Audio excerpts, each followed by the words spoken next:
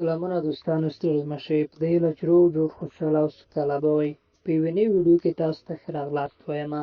که زموږ چینل مو سبسکرایب کړی نه وي نو همداوس یې سبسکرایب کړئ او د ګونګړي نښان هم ووهئ چې زموږ معلومات تاسو ته په اسانۍ ورسیږي.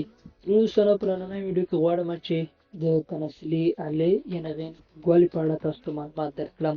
په مقربت کې کومه ستونزه پیدا کولی شي باید علاج یې وشي. البته لکه چې وویل شول، د تناسلي آلې کوږوالی چې په مقربت کې کومه ستونزه پېښه نه کړي هیڅ علاج ته اړتیا نه لري.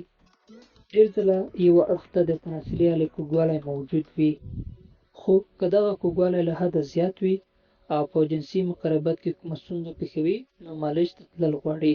او دا یوه جدي ستونزه ده چې په ډېر کم شمېر کسانو کې ممکنه ده او په دې هکله کومه خاصه اندېښنه باید ونه لرئ.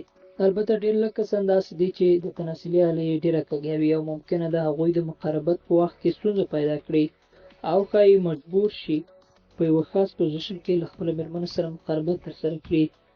البته دغه یادونه دې لپاره کوو چې ممکن ډېر لږ کسان دغه ستونزه ولري او غوره ده تاسو قدرمن لیدونکي دې مسئلې ته متوجه وئ.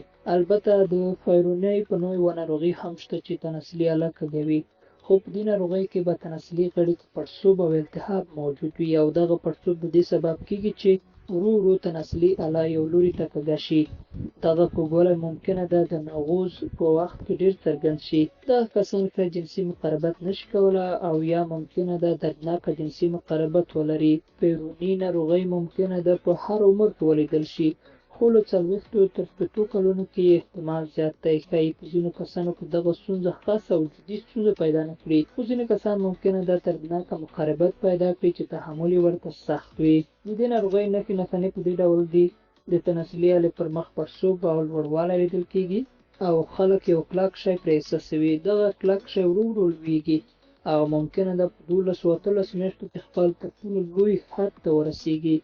پر دې سربېره ممکنه ده ناروغي درد ولري. هغه کسان چې فایروني ناروغي لري 2 په 3 کې ممکنه ده له درد هم وکړېږي.